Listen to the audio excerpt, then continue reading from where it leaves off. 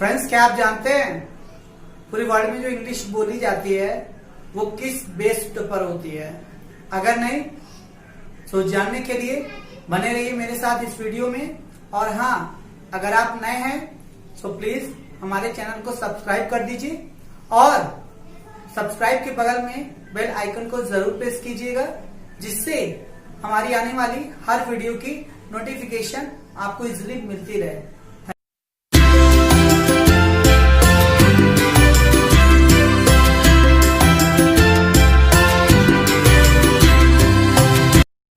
Hi, I'm Mahesh. Most welcome to our channel Magic English with Mahi. Friends, आज की topic बहुत ही interesting होने वाली है, क्योंकि आज की जो टॉपिक है वो सेंटेंस की टॉपिक है। और हम सेंटेंस की टॉपिक क्यों लेकर आए हैं? क्योंकि फ्रेंड्स, पूरे वर्ल्ड में जो इंग्लिश बोली जाती है वो टोटल 8 सेंटेंसेज होते हैं, उसी पर बेस्ड होता है। जैसे आप अगर कमेंट्री सुनते हैं क्रिकेट में, वो भी किसी न किसी सेंटेंस का होता है, या फिर आप कोई स्टोरी लिखते हैं वो भी किसी न किसी सेंटेंस में होता है, या फिर आप इंग्लिश में कोई सॉन्ग या हिंदी का सॉन्ग आप इंग्लिश में कन्वर्ट करते हैं। सो कुछ न कुछ जितना भी है, कोई भी सॉन्ग हो गया या आपका कमेंट्री हो गया या कुछ भी ऐसा, वो किसी न किसी सेंटेंस पर बेस्ड होता है। और अगर आपने ये 8 सेंटेंसेस जो हम आपको बताने जा रहे हैं, अगर आपने इस 8 सेंटेंसेस पर अपना अच्छी तरह से कमांड कर लिया, तो आप दुनिया का कोई भी सेंटेंस इजीली बोल सकते हैं और लगा सकते हैं, क्योंकि यही वो 8 सेंटेंसेस होगा जो आपके लिए बिल्कुल रामबाण होगा। सो आप बिल्कुल मिस मत करिएगा और पूरा आप जितना भी हम आपको बताएंगे उसे अच्छी तरह से माइंड में सेट करिएगा, अच्छी तरह से उसको माइंड में आप रख लीजिएगा ताकि आपको प्रॉब्लम ना हो। So friends, come to the point, let's get started. तो फ्रेंड्स, सबसे पहले सेंटेंस। ये सेंटेंस क्या होता है शॉर्ट में बता दूं। सेंटेंस आप बुक में पढ़ते हैं, उसमें दिया होता है a group of words which makes complete sense is called sentence. But according to me means, ठीक है, मैंने जो उसको बनाया है अपने ढंग से, अपने एक्सपीरियंस से मैंने डेफिनेशन चेंज किया। More than one words which makes complete sense is called sentence.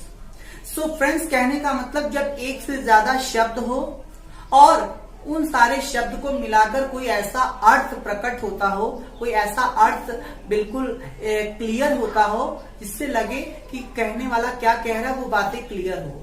सो कोई भी ऐसा एक से ज्यादा शब्द जिसका पूरा पूरा अर्थ समझ में आता हो, उसे हम सेंटेंस कहते हैं। सो आइए फ्रेंड्स, देखते हैं सेंटेंस कौन कौन सा है। फर्स्ट एग्जांपल आप देख सकते हैं, वे खाना खा रहे हैं। तो पहली चीज देखिए, ये क्या हो गया, आपका वर्ड्स है, ए भी वर्ड्स है, ए भी वर्ड्स है, ये सब लेटर है, तो मिला करके वर्ड्स है एक तरह से। अब देखिए 1 2 3 4 5, अब ये हम सबको मिला करके वे से यहां तक, वे खाना खा रहे हैं, तो इसका मतलब हमको समझ में आ रहा है। तो जब एक से ज्यादा शब्द 1 2 3 वर्ड्स हो गए या कुछ लेटर हो गए, इनको जब हमने ऐड कर दिया तो वे से लेकर है तक ये पूरा एक सेंटेंस कहा जाएगा। क्यों? क्योंकि वे से लेकर है तक जो लिखा हुआ है इसका कोई मतलब समझ में आ रहा है। वे खाना खा रहे हैं तो बात क्लियर हो रहा है, समझ में आ रहा है, इसलिए वे से लेकर है तक को हम कहेंगे सेंटेंस। ये पूरा हमारा सेंटेंस कहा जाएगा, ये सेंटेंस है, जिसे हम इंग्लिश में कहेंगे they are having meals. So meals हम अमेरिकन इंग्लिश में खाना मतलब भोजन को मील्स कहते हैं, और यूके इंग्लिश में, ब्रिटिश में इसे हम कहते हैं फूड। आइए फ्रेंड्स, नेक्स्ट देखते हैं। हम कल आगरा गए थे। सो आप देख सकते हैं ये भी एक सेंटेंस है, क्योंकि इसका मतलब पूरा समझ में आ रहा है। देखिए यहाँ पे एक से ज्यादा वर्ड्स 1 2 3 4, फिर उसके बाद 5 हो गए। अब एक से ज्यादा ये वर्ड्स हो गए, अब इसको हमने मिला करके एक पूरा पूरा अर्थ प्रकट हो रहा है। हम कल आगरा गए थे, जब आप किसी से कहेंगे तो उसका मतलब वो समझ जाएगा कि आप क्या कहना चाहते हैं, बात क्लियर हो जाएगा। तो हम से लेकर थे तक को हम सेंटेंस कहेंगे, क्योंकि बात समझ में आ रहा है। और इंग्लिश में कहना होगा तो we went to Agra yesterday. कैसे होगा आगे जब हम आपको बताएंगे टेंस वगैरह तो क्लियर होगा। इस समय सेंटेंस का टॉपिक है, हम आपको केवल सेंटेंस समझाना चाह रहे हैं। नेक्स्ट देखिए, अब जैसे दिया हो छत पर, तो अब आप देखिए क्या इसका कोई मतलब समझ में आ रहा है? नहीं आ रहा होगा, क्योंकि छत पर पता नहीं, छत पर कौवा है, छत पर बिल्ली है, छत पर डॉग है, कुछ समझ में नहीं आ रहा, छत पर कुछ भी हो सकता है, तो ये सेंटेंस नहीं कहा जाएगा। अगर होता छत पर राहुल खेल रहा है, छत पर मेरा दोस्त खड़ा है, छत पर वह बैठी है, या छत पर पापा है, तो पूरा क्लियर होता, तब इसको सेंटेंस कहते हैं। लेकिन छत पर है, ये अधूरा है, कंप्लीट नहीं है, इसलिए इसे हम सेंटेंस नहीं कहेंगे।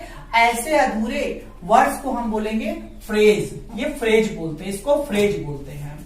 फिर जैसे पेड़ के सामने, क्लियर नहीं है बात, तो ये भी सेंटेंस नहीं होगा, और जो बिल्कुल क्लियर नहीं होगा उसे हम फ्रेज कहेंगे। नेक्स्ट आप देख सकते हैं नदी में, सो ये भी क्लियर नहीं है, नदी में पानी है, नदी में इंसान है, नदी में मछली है, क्या ऐसा कुछ तो हमने बोला नहीं। सामने वाले को जब आप नदी में बोलेंगे तो वो कुछ नहीं समझ पाएगा कि कहना क्या चाहते, नदी क्या है, तो इसका मतलब ऐसे सेंटेंस को हम बोलते हैं फ्रेज। ओके फ्रेंड्स, तो ये हमारा सेंटेंस है। आइए अब हम आते हैं कुछ टॉपिक्स पर कि सेंटेंस कितने प्रकार के होते हैं, टाइप्स ऑफ सेंटेंस। तो friends there are 8 types of sentences, 8 तरह के सेंटेंसेस होते हैं। वैसे बुक में 7 ही होता है, लेकिन हमने 8 दिया है, वही चीज है, बस थोड़ा सा हल्का सा चेंज किया है। तो आइए जानते हैं वो कौन कौन से सेंटेंस है।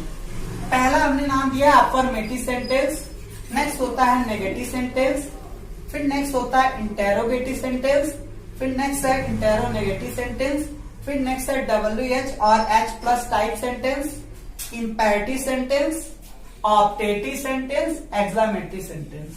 फ्रेंड्स यही 8 सेंटेंसेस होते हैं। अगर इन 8 सेंटेंसेस को आप अच्छी तरह से टंग पर रख लेते हैं तो आप दुनिया का कोई भी सेंटेंस, कोई भी ट्रांसलेशन या फिर इंग्लिश में आप बोल सकते हैं, किसी की कोई हेल्प की जरूरत नहीं होगी। लेकिन सब पर अच्छी तरह से कमांड होना चाहिए, क्योंकि सारे 8 सेंटेंसेस का फार्मूला है। तो वो फार्मूला मैं आपको आगे बताऊंगा, वो फार्मूला आपको तैयार रखना है और सेंटेंस को आइडेंटिफाई करना आना चाहिए कि कौन सा सेंटेंस है।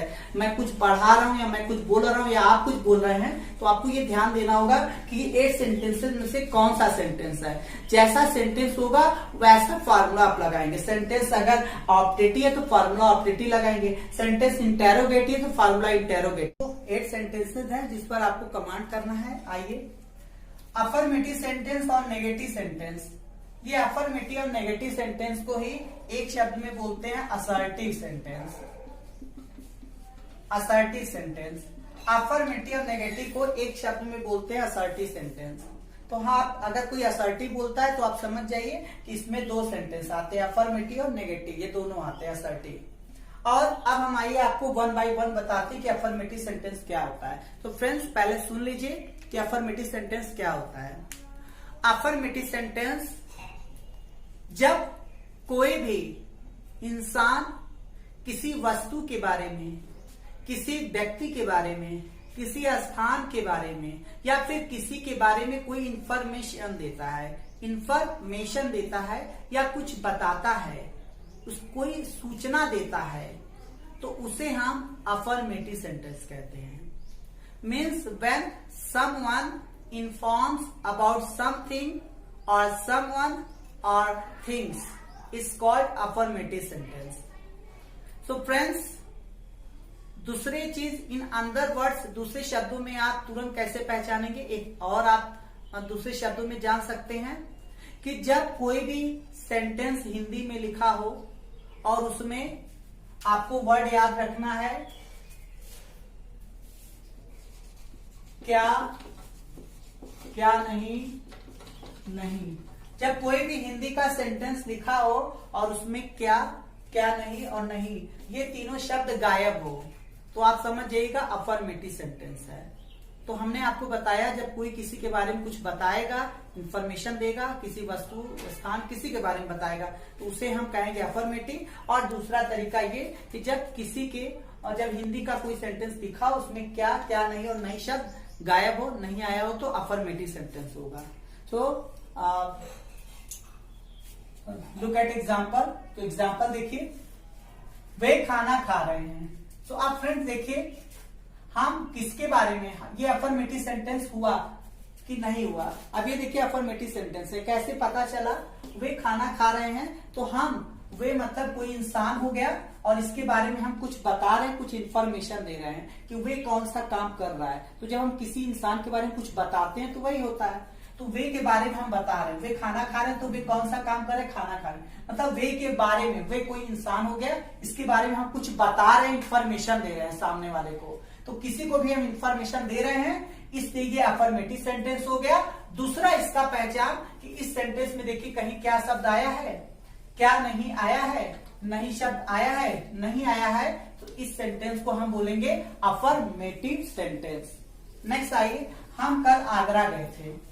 अब देखिए हम कल आगरा गए थे, अब देखिए ये भी अफर्मेटिव सेंटेंस, क्योंकि अब हम किसके बारे में इंफॉर्मेशन दे रहे हैं, हम के बारे में। तो हम के बारे में हम इंफॉर्मेशन दे रहे हैं। दूसरी चीज इसमें भी देखिए कहीं क्या शब्द आया है, क्या नहीं आया है, नहीं शब्द आया है, वर्ड्स नहीं आया है, तो ये भी सेंटेंस हमारा अफर्मेटिव सेंटेंस हो जाएगा।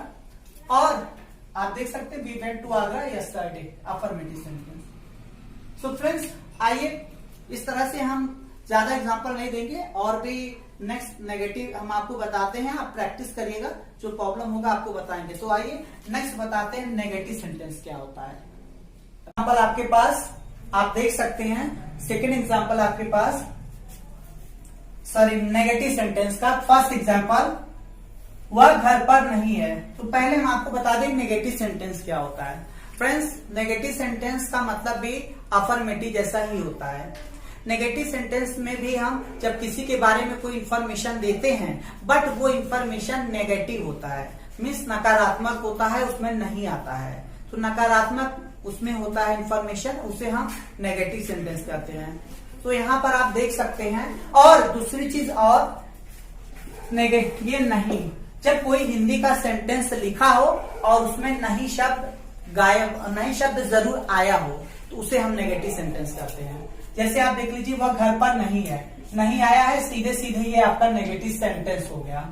मुझे अंग्रेजी नहीं आती, यहाँ भी नहीं आया है, ये भी आपका सीधे सीधे नेगेटिव हो गया। और दूसरी बात ये भी याद रखिए कि हम किसी के बारे में इंफॉर्मेशन दे रहे हैं, वह के बारे में कुछ बता रहे हैं, इंफॉर्मेशन दे रहे हैं। इसमें मुझे मतलब मैं के बारे में कुछ बता रहे हैं, तो किसी के बारे में इसमें भी इंफॉर्मेशन दिया जा रहा है, इसमें भी इंफॉर्मेशन दिया जा रहा है, बस नेगेटिव इंफॉर्मेशन दिया जा रहा है नहीं लगा करके। और अफर्मेटिव में हाँ में इंफॉर्मेशन दिया जा रहा था। तो फ्रेंड्स ऐसे बहुत सारे एग्जाम्पल हैं, जैसे आजकल वो स्कूल नहीं जाता है, वह के बारे में इंफॉर्मेशन दे रहे हैं, नेगेटिव सेंटेंस। फिर हम कहें कि मैं तुम्हें नहीं पढ़ाऊंगा, तो मैं इंफॉर्मेशन नेगेटिव दे रहा हूं, तो ये भी हमारा क्या हो जाता है, नेगेटिव सेंटेंस। तो फ्रेंड्स आइए नेक्स्ट हम चलते हैं इंटेरोगेटिव सेंटेंस क्या होता है, इंटेरोगेटिव को जानते हैं। तो फ्रेंड्स सबसे पहले आप देखेंगे कि इंटेरोगेटिव क्या होता है, पहले सुन ले और जान ले। इंटेरोगेटिव सेंटेंस बहुत ध्यान से सुनिएगा, क्योंकि अब यहां से थोड़ा सा डिफिकल्ट होगा, इसलिए ध्यान से सुनिएगा। इंटेरोगेटिव सेंटेंस, जब किसी से भी कुछ भी पूछा जाता है, जब किसी से कोई भी क्वेश्चन किया जाता है और उस क्वेश्चन का आंसर हमेशा यस और नो में आपको देना है, आपको मीन्स हमेशा यस नो में ही देना होता है, तो ऐसे सेंटेंस को हम क्या बोलते हैं, इंटेरोगेटिव सेंटेंस बोलते हैं। Means whenever you ask any one question, answer is only in ये और नहीं। तो जब कोई आपका आंसर यस या नो में होगा तभी आप कहेंगे इंटेरोगेटिव। एक बार फिर से ध्यान दीजिएगा, इसमें प्रश्न पूछा जाता है, क्वेश्चन किया जाता है। और अफर्मेटिव नेगेटिव में आपने पढ़ा था, उसमें किसी के बारे में कुछ बताया जाता है, और इसमें क्या हो जाएगा, प्रश्न पूछा जाएगा, क्वेश्चन पूछा जाएगा, और आंसर हमेशा जब यस नो में ही देना हो तभी हम कहेंगे इंटेरोगेटिव। अगर यस नो के अलावा कुछ और आंसर होगा तो इंटेरोगेटिव नहीं होगा। सो फ्रेंड्स आइए एग्जांपल के माध्यम से समझते हैं। और दूसरी बात कि इस इंटेरोगेटिव के अंत में हमेशा क्वेश्चन मार्क लगाते हैं। तो आइए let's get some examples. You can see here example first, second, third, fourth. अब आप देख सकते हैं इंटेरोगेटिव सेंटेंस कैसे जानेंगे, कैसे पहचानेंगे सेंटेंस को देखते ही, या फिर आप जब स्पीक करते हैं, या फिर आप किसी पैसेज का ट्रांसलेशन करते हैं, सो आपको प्रॉब्लम ना हो, आप तुरंत कैसे पहचानेंगे, देखते ही सेंटेंस जान जाएंगे। सो आइए जानते हैं, कुछ यूनिक है जो आप समझ जाएंगे। देखिए, सबसे पहले मैं आपको बता दूं कि इंटेरोगेटिव सेंटेंस होता क्या है, और एक बार फिर बता दूं, इसे इंटेरोगेटिव और आप कहेंगे इंट्रागेटिव पढ़ते हैं और कहेंगे गांव में इंट्रागेटिव पढ़ते हैं, पर इसको करेक्ट अपडेटेड इंग्लिश में इंटेरोगेटिव पढ़ते हैं। ठीक है फ्रेंड्स, सो आइए देखते हैं इंटेरोगेटिव सेंटेंस क्या होता है। मैंने आपको जैसा पहले ही बताया, जब किसी भी क्वेश्चन का आंसर यस या नो में ही पॉसिबल हो तभी इंटेरोगेटिव होगा। तो पहला एग्जांपल देखिए, क्या वह मुझे जानता है। अगर मैं आपसे ये पूछूं क्या वह मुझे जानता है, तो आप केवल यही जवाब देंगे, यस देंगे या नो।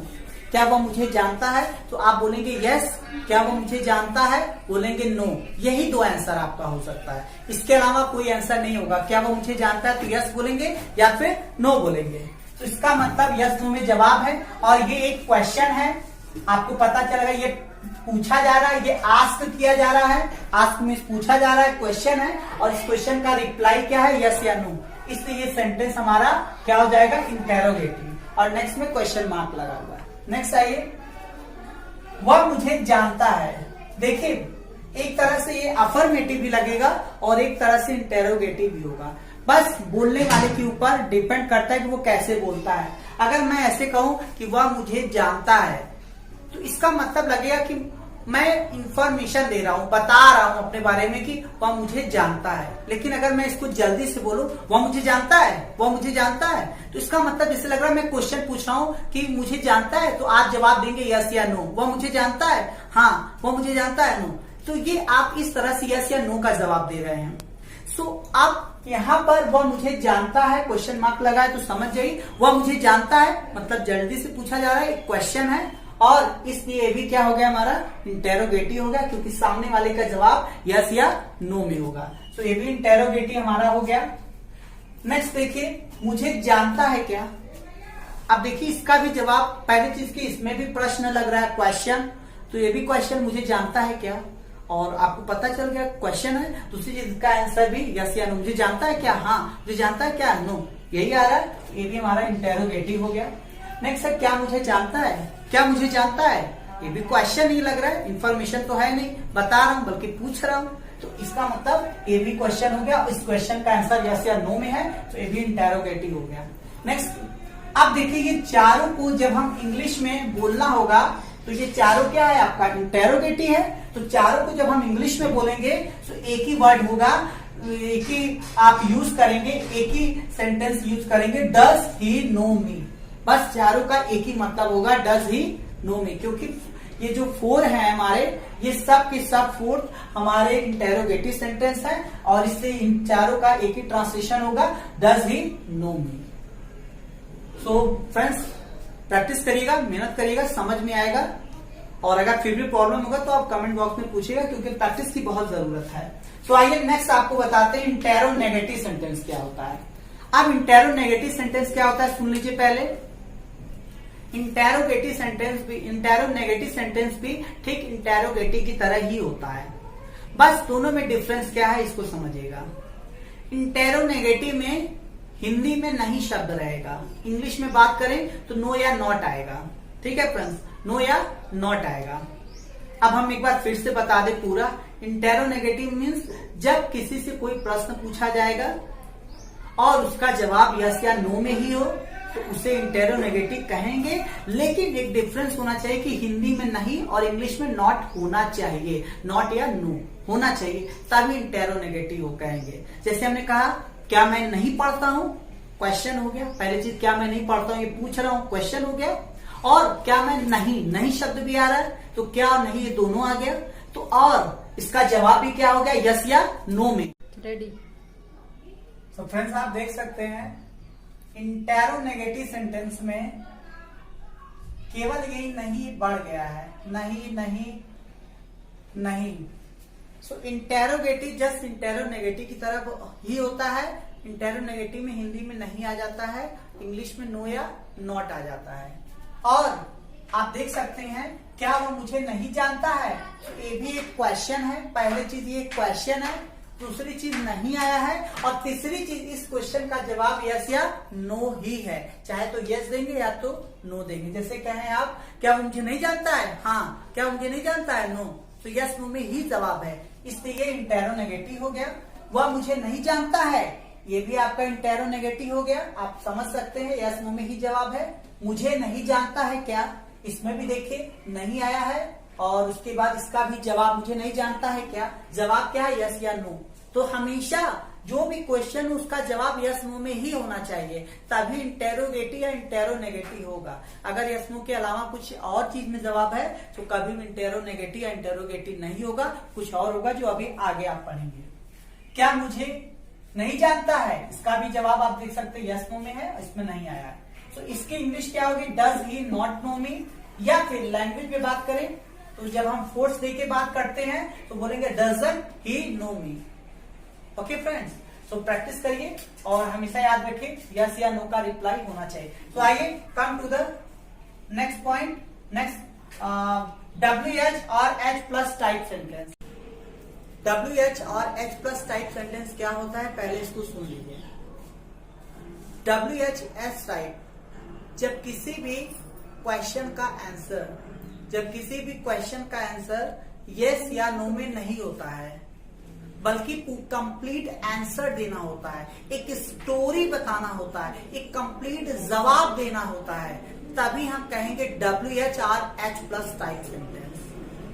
मीन्स अगर किसी भी क्वेश्चन का आंसर यस या नो में होगा तो उसे इंटेरोगेटिव या इंटेरोनेगेटिव कह सकते हैं, जो हमने बताया। लेकिन अगर किसी भी क्वेश्चन का आंसर यस या नो में ना हो करके बल्कि पूरा पूरा जवाब दिया जाएगा तो उसे हम कहेंगे WH और H plus type sentence. Okay, और WH के अंत में भी क्वेश्चन मार्क लगा हुआ होता है। इंटेरोगेटिव में भी क्वेश्चन मार्क लगता है, इंटेरोनेगेटिव में भी क्वेश्चन मार्क लगता है। और अब आइए जानते हैं। तो फ्रेंड्स, हम आपको बता दें पहले कि ये WH और H क्या है। माइंड में आपके बहुत कंफ्यूज कर रहा होगा, कंफ्यूजन होगा, कंफ्यूज आप होंगे कि ये WH है क्या। फ्रेंड्स, इसे बुक की भाषा में कहते हैं क्वेश्चन वर्ड। क्वेश्चन वर्ड कहते हैं WH को ही क्वेश्चन वर्ड बुक की लैंग्वेज में कहते हैं। हमने इसका नाम क्वेश्चन वर्ड से चेंज करके WH और H रख दिया। क्यों ऐसा रखा है, इसके पीछे रीजन है, ताकि आप जल्दी से पहचान ले कि ये WH है। क्योंकि क्वेश्चन अगर इसका नाम रहता क्वेश्चन वर्ड तो प्रॉब्लम क्या होता कि इंटेरोगेटिव है कि इंटेरोनेगेटिव है कि या क्वेश्चन वर्ड है। क्योंकि इंटेरोगेटिव भी क्वेश्चन ही होता है, इंटेरोनेगेटिव में भी प्रश्न पूछा जाता है, क्वेश्चन होता है, और क्वेश्चन वर्ड में मान लीजिए बुक की लैंग्वेज है तो उसमें भी क्वेश्चन होता है। तो हम ये कैसे समझेंगे कि इंटेरोगेटिव कि इंटेरोनेगेटिव है कि या क्वेश्चन वर्ड वाला है। इसी को कंफ्यूजन को दूर करने के लिए हमने इसका नाम चेंज कर दिया। क्वेश्चन वर्ड की जगह मैंने WH और H लिख दिया। अब WH और H का क्या मतलब है तो हम आपको बता दें। जैसे आप जानते हैं कहाँ की इंग्लिश क्या होती है, वेयर, तो WH से शुरू हो रहा है, इसीलिए हमने इसका नाम WH रखा। हमने कहा कैसे की इंग्लिश क्या होती है, हाउ होती है, तो H से शुरू हो रहा है, इसलिए हमने इसका नाम H या WH रख दिया। जैसे आपको कहना होगा क्या, तो क्या की इंग्लिश क्या होती है, WHAT, व्हाट, तो WH से शुरू हो रहा है, तो इसकी स्पेलिंग WH इसलिए रखें, इसकी स्पेलिंग हमेशा WH या H से ही शुरू होगा। जैसे what, where, how, whom, when, why, so on. तो ऐसे बहुत सारे हैं, आपको पता होगा और आप देखे होंगे सारी इंग्लिश जो है WH या फिर H से शुरू होता है। तो friends, I come to the point. आप क्या करते हैं, फर्स्ट एग्जांपल, आप क्या करते हैं। अब देखिए ये भी क्वेश्चन है, लेकिन क्या इसका जवाब, इसका आंसर यस नो में आप देंगे। अगर मैं आपसे ये कहूं आप क्या करते हैं तो क्या आप हमसे बोलेंगे यस या फिर हमसे बोलेंगे नो, नहीं बोलेंगे ना। तो जब आपका जवाब यस नो में नहीं होगा, कोई भी ऐसा क्वेश्चन जिसका क्वेश्चन होना चाहिए, बता नहीं रहे, क्वेश्चन होना चाहिए। जब किसी भी क्वेश्चन का आंसर यस नो में ना हो, एक कंप्लीट जवाब हो, तो हम कहेंगे ऐसे सेंटेंस को WH या फिर टाइप सेंटेंस, WH या H टाइप सेंटेंस। वह कहाँ रहती है, देखिए इसका भी, ये भी क्वेश्चन है, लेकिन इसका आंसर यस नो में नहीं है, इसलिए भी WH हो गया। राहुल क्यों नहीं आता है, ये भी क्वेश्चन है और इसका रिप्लाई आप यस नो में नहीं दे सकते हैं, इसलिए ये भी क्या हो गया, WH या H हो गया। अब इंग्लिश में अगर आप कहना चाहते हैं आप क्या करते हो, तो व्हाट डू यू डू, आप जानते हैं। वह कहाँ रहती है, where does she live, last में क्वेश्चन मार्क। राहुल क्यों नहीं आता है, so why does Rahul not come, या फिर why doesn't Rahul come. So friends यही है, प्रैक्टिस कीजिएगा। और अब आइए नेक्स्ट आपको बताते हैं ये इंपैरेटिव सेंटेंस क्या होता है। इंपैरेटिव सेंटेंस पहले सुन लीजिए। इंपैरेटिव सेंटेंस जब किसी भी पर्सन को हम ऑर्डर देते हैं या फिर एडवाइस देते हैं या रिक्वेस्ट करते हैं या कमांड करते हैं या सजेशन देते हैं, मीन्स इन हिंदी में हम आपसे कहें जब किसी को हम आज्ञा देते हैं, सलाह देते हैं, सुझाव देते हैं, मशवरा करते हैं, सो या फिर उससे निवेदन करते हैं, तो इस तरह के सेंटेंस को हम बोलते हैं इंपैरेटिव सेंटेंस, जिसे आप इंपैरेटिव पढ़ते हैं, इंपैरेटिव सेंटेंस। पर इसको पहचानेंगे कैसे, जब कोई सेंटेंस में ऑर्डर, एडवाइस, रिक्वेस्ट आया हो और उसके साथ यू मतलब सब्जेक्ट हमेशा यू हो, तुम, तभी उसे हम कहेंगे ये इंपैरेटिव सेंटेंस है। कैसे, आइए जैसे बताते हैं। सेंटेंस में हमने बताया order, advice, suggestion, request, command plus Y O U. You क्या होना चाहिए, सब्जेक्ट, एज ए सब्जेक्ट, और सब्जेक्ट मैंने पढ़ा चुका है जो किसी काम को खुद करता है। सब्जेक्ट हमेशा केवल एक ही पर्सन होना चाहिए, वो यू, वाई ओ यू, सामने वाला पर्सन यू, तुम होना चाहिए। फॉर एग्जाम्पल, जैसे एग्जाम्पल अगर हम ले, और याद रहे ऑर्डर, एडवाइस, सजेशन जितने लिखे इसके बाद ये और यू, ये दोनों होना चाहिए। अगर ऑर्डर, एडवाइस है लेकिन यू नहीं है तो कभी भी इंपैरेटिव नहीं होगा। अगर यू है और order, advice, suggestion, request, command नहीं है तो भी इंपैरेटिव नहीं होगा। दोनों होना चाहिए, मतलब यू भी और एडवाइस, सजेशन में से कुछ एक होना चाहिए, तभी आप इंपैरेटिव कहेंगे, अदरवाइज कुछ और हो सकता है। तो आइए, जैसे हम कह रहे हैं यहाँ आओ, तो आप देख सकते हैं यहाँ आओ एक तरह से ऑर्डर भी हो सकता है। यहाँ आओ, कम हियर, आप बोलते हैं कम हियर। तो आप देखिए यहाँ आओ कौन आएगा, तुम, आने वाला पर्सन हम सामने वाले से कह रहे हैं ना, यहाँ आओ तो कौन आएगा, तुम, मतलब तुम यहाँ आओ, कौन आएगा, तुम। तो यहाँ सब्जेक्ट यू हुआ, तो यहाँ पर देखिए हमारा हो गया ऑर्डर और दूसरी चीज सब्जेक्ट क्या हो गया, यू, इसलिए यहाँ पर ये सेंटेंस हमारा हुआ imperative sentence. Come here, imperative sentence. Next देखिए, मुझे जाने दो, मुझे जाने दो। अब यहाँ पे आप देखिए कौन जाने देगा, तुम, कौन लगा के सब्जेक्ट मिलता है, कौन जाने देगा, तुम, तो यू है। और दूसरी चीज इसमें देखिए रिक्वेस्ट है, जैसे मुझे जाने दीजिए से लग रहा है रिक्वेस्ट कर रहा है कोई, ठीक है, तो मुझे जाने दो, ये भी क्या हो गया हमारा इंपैरेटिव हुआ। क्यों हुआ, क्योंकि इसमें order, advice, suggestion, request, command में से कोई एक प्लस यू भी है, ये दोनों चीज है, तब जाकर के ये इंपैरेटिव हुआ। तो मुझे जाने दो मीन्स लेट मी गो, ये भी इंपैरेटिव हो गया। नेक्स्ट, बुरा मत मानना, बुरा मत मानना क्या हो जाएगा, डोंट माइंड, और कौन बुरा मान, सामने वाला, तुम, तो सब्जेक्ट यू हो गया।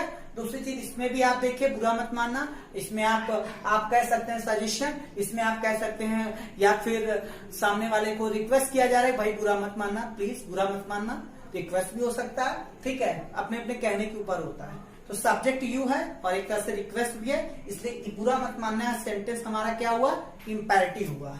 नेक्स्ट, मेरी बैंड मत बजाओ, ये भी रिक्वेस्ट कर रहा है मेरी बैंड मत बजाओ, तो ये भी कौन सा सेंटेंस होगा, इंपैरेटिव होगा, क्योंकि कौन, तुम, सब्जेक्ट हो गया और एक रिक्वेस्ट हो गया।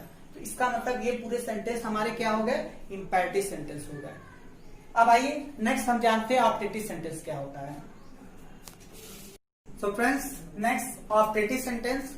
ये ऑप्टेटिव सेंटेंस क्या होता है, इसका मतलब ये इच्छात्मक सेंटेंस होता है, इच्छात्मक वाक्य होता है। क्या होता है, कैसे आप तुरंत देखते ही पहचानेंगे, ये आपके लिए बहुत जरूरी है। तो देखिए कुछ बातें आपको ध्यान देना है, जैसे greetings, blessing, curse, pray to God, ये आपको ध्यान देना है हमेशा। जब ग्रीटिंग्स मीन्स क्या होता है, जब हम किसी को शुभकामना देते हैं, शुभकामना देते हैं, जैसे आप किसी फेस्टिवल पर किसी को मुबारकबाद देते हैं, हैप्पी दिवाली, हैप्पी होली, इस तरह से जब आप किसी को कोई शुभकामना देते हैं तो उसे इंग्लिश में कहते हैं ग्रीटिंग्स। या फिर ब्लेसिंग, आशीर्वाद दिया जाए, या फिर कर्स, श्राप दिया जाए, बददुआ दिया जाए, प्रे टू गॉड या किसी के लिए ईश्वर से प्रार्थना करना, उसके अच्छे के लिए या उसके बुरे के लिए किसी से प्रार्थना करना ईश्वर से, उसके अच्छाई के लिए, उसके आगे बढ़ने के लिए। सो इस तरह की सेंटेंस को हम ऑप्टेटिव सेंटेंस कहते हैं। मीन्स जब कोई भी सेंटेंस हो और उसको पढ़ने पर या बोलने पर ऐसा लगे कि उसमें श्राप दिया जा रहा है या फिर बददुआ दिया जा रहा है, या फिर आप कह सकते हैं आपको किसी को शुभकामना दिया जा रहा है, या फिर किसी को आशीर्वाद दिया जा रहा है, या किसी के लिए प्रार्थना किया जा रहा है, या कोई विश का वर्ड किसी को विश किया जा रहा है। सो इस तरह के सेंटेंस को हम बोलते हैं ऑप्टेटिव सेंटेंस। और ऑप्टेटिव सेंटेंस के अंत में हमेशा एक्सक्लेमेशन साइन, इंटरजेक्शन की साइन लगती है। एक ये एक्सक्लेमेशन साइन आप देख सकते हैं जिसे इंटरजेक्शन भी बोलते हैं। ये इंटरजेक्शन वाली साइन आप देख सकते हैं लगता है, तो इसे इंटरजेक्शन की साइन मतलब लंबा सा एक और नीचे बिंदी, इसी को बोलते हैं इंटरजेक्शन की साइन। ठीक वैसे जैसे आप देख सकते हैं इंजेक्शन होता है, सुई होती है, उसके नीचे बना होता है, उसी से बना हुआ है ये इंटरजेक्शन और ये साइन। तो देखिए अब आप देख सकते हैं। और ऑपरेटिव सेंटेंस हमेशा में से शुरुआत करता है, मतलब में से ही ऑपरेटिव सेंटेंस बोला जाता है। और इसको डिटेल में जब हम 1 बाय 1 पढ़ाएंगे तो क्लियर होगा। यहाँ केवल आपको थोड़ा थोड़ा बता रहे हैं पहचान, आइडेंटिफाई सेंटेंस कैसे पहचानना है। फिर सबके लिए अलग अलग फार्मूला पढ़ेंगे तो क्लियर होगा पूरी तरह से, लेकिन आज केवल पहचान पढ़ना है।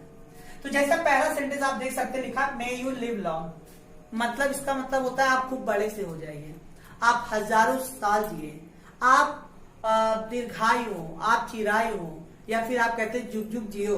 तो इसकी इंग्लिश यही होती है मे यू लिव लॉन्ग। आप जानते हैं तो लोग हमेशा जानते हैं दीर्घायु हो, मे यू लिव लॉन्ग, लेकिन किसी ने पूछ दिया आपसे ठीक है खूब बड़े से हो जाओ, इंग्लिश क्या होगी, तो आप यही बताइएगा may you live long. Live मतलब जीना, लॉन्ग मतलब लंबा, तो किसी को लंबा जीने के लिए हम कहते हैं खूब बड़े से हो जाओ, न कि लंबाई बड़ी हो जाए।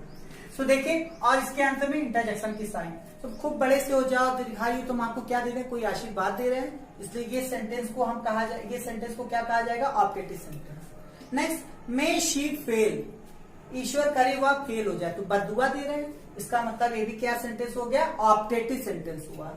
नेक्स्ट मे आई सक्सीड, मैं सफल हो जाऊं, ईश्वर करे मैं सफल हो जाऊं, भगवान करे मैं सफल हो जाऊं, तो मैं क्या कर रहा हूं, ठीक है ईश्वर से प्रार्थना कर रहा हूं, तो इसका मतलब ये भी क्या हो गया हमारा ऑप्टेटिव सेंटेंस हो गया। नेक्स्ट मे गॉड, सॉरी 2 बार लिखा गया है, मे गॉड ब्लेस यू, ईश्वर आपका भला करे, तो इसका मतलब इसमें भी हम क्या कर रहे हैं, इसमें भी हम ईश्वर आपका भला करे, उसको आशीर्वाद दे रहे हैं, इस तरह से ऐसा कुछ कह रहे हैं, तो ये भी सेंटेंस हमारा क्या हो जाएगा, ऑप्टेटिव सेंटेंस हो जाएगा। तो इसका मतलब जिसमें आशीर्वाद शुभकामना श्राप दिया जाता है, ऐसे सेंटेंस को हम क्या बोलते हैं, ऑप्टेटिव सेंटेंस। और इस सेंटेंस के अंत में हमेशा इंटरजेक्शन की साइन लगती है। और आइए नेक्स्ट और लास्ट सेंटेंस, तो फ्रेंड्स देख सकते हैं नेक्स्ट एक्सक्लेमेटरी सेंटेंस। ये एक्सक्लेमेटरी सेंटेंस क्या होता है, कैसे पहचानेंगे तुरंत, बहुत इजीली है, आप पहचान सकते हैं और बहुत इजी है। देखिए जब किसी भी सेंटेंस को देखकर या पढ़कर या किसी की बात को सुनकर आपको आश्चर्य होता हो, मतलब आप ताज्जुब खाते हो, आपको बहुत अचंभित फील करते हो, बहुत अचंभित हो जाते हो, ऐसे सिचुएशन में ऐसे सेंटेंस को हम एक्सक्लेमेटरी सेंटेंस कहते हैं। और इसके अंत में ठीक ऑप्टेटिव की तरह इंटरजेक्शन वाली साइन लगती है, बस इसको हम एक्सक्लेमेटरी सेंटेंस में एक्सक्लेमेशन साइन बोलेंगे, एक्सक्लेमेटरी में एक्सक्लेमेशन साइन बोलेंगे और इंटरजेक्शन में इसी सेम साइन को बोलेंगे इंटरजेक्शन साइन। ठीक है, तो फ्रेंड्स एक बार फिर बता दें, जब किसी भी व्यक्ति की बात को सुनकर, पढ़कर, लिखकर जो अचानक आपको आश्चर्य हो, क्योंकि अचानक मन में आश्चर्य प्रकट हो, आपको आश्चर्य फील हो, तो इस तरह के सेंटेंस को हम बोलते हैं एक्सक्लेमेटरी सेंटेंस। और आश्चर्य तभी होता है जो चीज आप सोचे नहीं होते हैं, तभी आश्चर्य होता है। तो आइए कुछ एग्जाम्पल लेते हैं। सो पहला सेंटेंस दे सकते हैं, इसे हमने लिखा हाउ स्वीट और फ्रेंड्स जब हम आश्चर्य करते हैं तो पता है क्या होता है, हमारे जो आंखें होती पहले से थोड़ी सी नॉर्मल से साइज से बड़ी हो जाती है और चेहरा आगे की तरफ होता है, जिसे आप करते ना ऐसे, ये देखिए आप देखते हैं, ये आश्चर्य हो रहा है कि आंखें बड़ी हो गई, इसी को बोलते हैं हम आश्चर्य। तो यही आश्चर्य होता है, जो हम देखे नहीं होते या सुने नहीं होते तभी आश्चर्य होता है। तो इस तरह से देखे सुने या पढ़े नहीं होते तभी होता है। तो पहला एग्जांपल देखिए, हाउ स्वीट, कितना प्यारा है। तो जब आप कोई कहीं चले गए और आपने अब तक बहुत सारी चीजें देखा, लेकिन अचानक दूसरे जगह गए, वहां इससे भी आपने सुंदर चीजें देखा, तो आप देखते हैं मॉल वगैरह कहीं जाते हैं, बहुत प्यारा लगता है, तो बोलते हैं हाउ स्वीट, बोलते हैं ना हाउ स्वीट, आप बोलते हैं हाउ स्वीट, तो देखिए हाव भाव बदल गया। आप ऐसे बोलेंगे नहीं हाउ स्वीट नहीं, आप बोलेंगे ना हाउ स्वीट। तो इसका मतलब ये क्या हो गया हमारा एग्जामेट्री, क्योंकि आश्चर्य है और इसके अंत में साइन लगा हुआ है। Next, what a clever boy you are. जब आप किसी बहुत चालाक लड़के को देखेंगे जिसने जैसा कि अभी तक आपने देखा नहीं था, उससे ज्यादा चालाक आप देखेंगे, बोले what a clever boy you are, what a clever boy you are. इसका मतलब तुम कितने चालाक लड़के हो, तो आश्चर्य हो रहा है। ये भी हमारा सेंटेंस क्या हो जाएगा, एग्जामेट्री सेंटेंस। नेक्स्ट है हाउ ब्यूटीफुल यू आर, तुम कितनी सुंदर हो। आपने किसी बहुत सुंदर लड़की को देख लिया और आपने बोला हाउ ब्यूटीफुल यू आर, मतलब आप आश्चर्य हो रहे हैं कि आपने इससे पहले इतनी सुंदर नहीं देखा, तो आश्चर्य होते हैं हाउ ब्यूटीफुल यू आर। तो ये भी हमारा क्या हो गया, हमारा एग्जामेट्री सेंटेंस हो गया, क्योंकि आश्चर्य है, सरप्राइज है। अब नेक्स्ट देखिए ऑसम। आप जब कोई बहुत अच्छा डांस करता है या बहुत अच्छा लगता है या बहुत अच्छे कपड़े पहनता है, तो आप बोलते हैं ना ऑसम, ऑसम, आप बोलते हैं ना ऑसम। तो इसी को हम बोलते हैं ऑसम।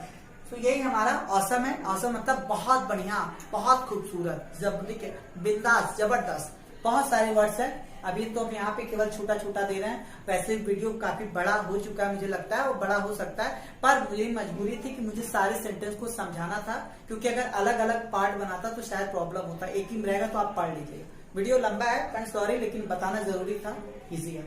नेक्स्ट देखिए माइंड ब्लोइंग, इसका मतलब ये बहुत जबरदस्त, माइंड ब्लोइंग, ये भी आपका क्या आश्चर्य है, और लास्ट में लगा हुआ इंटरजेक्शन का साइन। और ये व्हाट मीन्स क्या, जब आप अचानक से सुनते हैं, देखिए व्हाट मीन्स क्या होता है, और क्या की दो इंग्लिश पहले हम आपको बता दें। क्या की दो इंग्लिश होती है, क्या की दो इंग्लिश होती है, क्या को हम व्हाट भी बोलते हैं, और क्या के लिए हम यूज करते हैं क्या, हेल्पिंग वर्ब। मतलब हेल्पिंग वर्ब क्या है, पूरे वर्ल्ड में 24 हेल्पिंग वर्ब होता है, जिसे हम कहते हैं 13 मोडाल ऑक्सिलरी होता है और 11 हमारा प्राइमरी ऑक्सिलरी होता है। प्राइमरी ऑक्सिलरी और मोडाल ऑक्सिलरी को मिलाकर बनता है पूरा total helping verb 24। So helping verb क्या होता है, जैसे ये आपका is, am, are, was, were, can, could, may, might, was, has, have, had, do, does, did, इसी को हम बोलते हैं हेल्पिंग वर्ब। तो मैं आपको यहाँ पे इंपॉर्टेंट बात बता रहा हूँ, ध्यान दीजिएगा कि क्या की दो इंग्लिश होती है, एक व्हाट होता है और हेल्पिंग वर्ब भी होता है। मतलब हेल्पिंग वर्ब जब पहले, जब आगे पढ़ाएंगे बताएंगे, लेकिन इस समय ध्यान दीजिएगा, जब किसी भी क्वेश्चन का आंसर, जब किसी भी क्वेश्चन का आंसर यस या नो में होगा, तो वहां पर हम क्या के लिए अंग्रेजी में वो हेल्पिंग वर्ब पहले लगाएंगे।